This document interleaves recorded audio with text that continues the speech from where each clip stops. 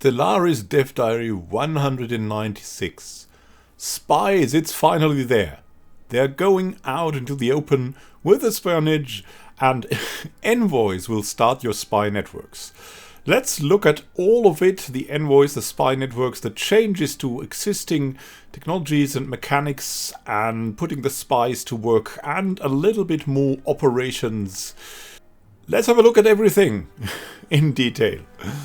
Envoys will have new diplomatic tasks available to them called the Build Spy Network task. This means that they will take their place as the spy master of a network of covert operatives and agents that they will grow in power over time. Needless to say, the other empire will not be informed about your envoy's new position.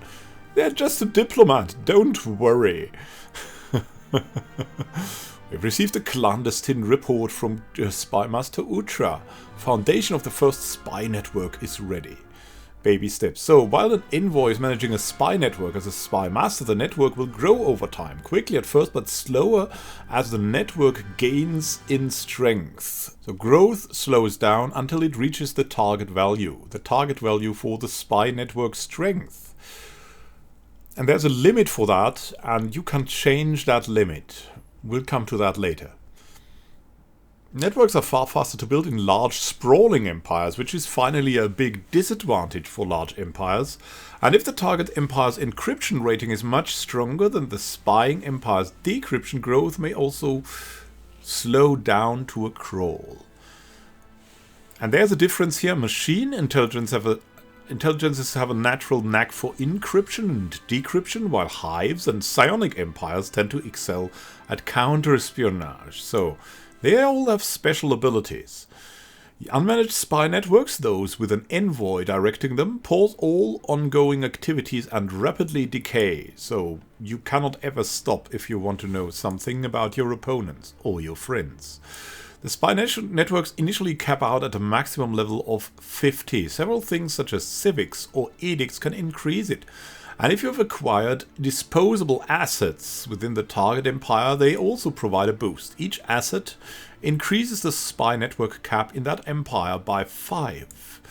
So what are assets? Assets are useful pawns, hacked backdoors, deviant drones, or other resources that come in useful to your spy network.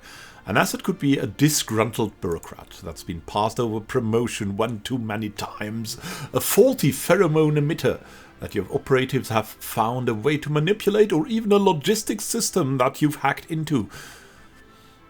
More details in a future diary. And then there's some changes. They're not showing off all the changes, but quite some.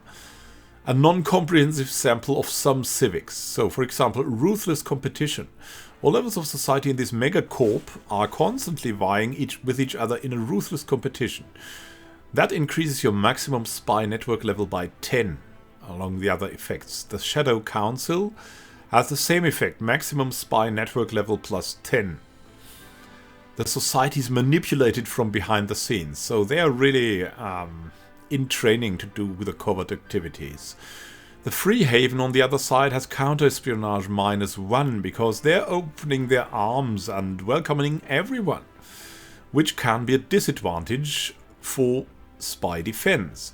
Introspective, for the machines, has not only research speed engineering but also counter-espionage +1. And then we have something like Transcendence, the Awakening, the Psionic Awakening, increases decryption by +2 and counter-espionage by +2 because it just comes naturally from your species. All members of our species will unlock their full psionic potential. And the psionic way is also connected to a lot of the changes. We don't see all the changes here, like within telepathy and precognition interface. We see a new technology that's called thought enforcement. Telepaths monitoring the citizenry for incorrect thoughts will make corrections as they find them. The effects last until cancelled. Counter-espionage +1. Happiness -10% though. So pretty steep, and governing ethics attraction +25%. That's on the other hand kind of good. So there are some things to stop the spies that are set on you, and thought enforcement seems to be a way to do it. Then we have, look at that, subdermal stimulation seems to also have some changes, but here, tracking implants, and that's also an edict. Mandatory subdermal implants record movement and actions, greatly enhancing our empire's internal security. Loyal citizens have nothing to hide from the government. Yeah, your chip is implanted. You're a loyal citizen. You do nothing wrong. Never ever, not even with your taxes. Counter-espionage +1, happiness -10%, crime -10, and authoritarian ethics attraction +25%. That's right, and there's a Bureau of Espionage, that's also an Empire Edict, so Empire Edicts are also gaining some variety, some very welcome variety, which leads to available envoys +1. Yeah, that's an envoy, that's not a diplomat, right? Encryption +1 and decryption +1, and maximum spy network level here again +10. So that's the new edicts to show off. Then what happens when you put your spies to work? So you've built up your spy network. What can you do with the spy network?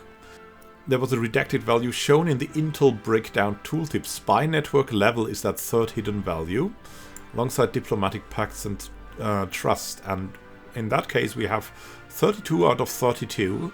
Intel is changing at a rate of 1 per month to a maximum of 32. So that's the spy network level maximum. So the spy network passively provides intelligence about all things that you can find out about the Empire. You can also have active things going on. They are called operations, using the network's bandwidth spy power to run operations within the targeted Empire, while they stay safely at their base. The operations exist in the following major categories: subterfuge, sabotage, manipulation, and provocations. Subterfuge is information gathering and operations that improve the spy network itself. Then we have sabotage, ruining things, physical or immaterial. Manipulation, replacing the truth with your own improved version.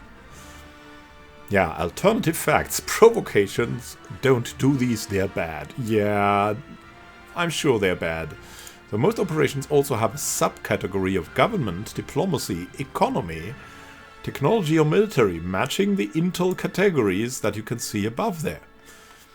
And there's more details coming about the operations in the next dev diary, when what we can see here is gather information, acquire an asset, so in increasing the spy network maximum level, the smear campaign, and also finally steal a technology. And there's something hidden there that I cannot see. I cannot discern it. There's something hidden there, can you? We'll find out together next week.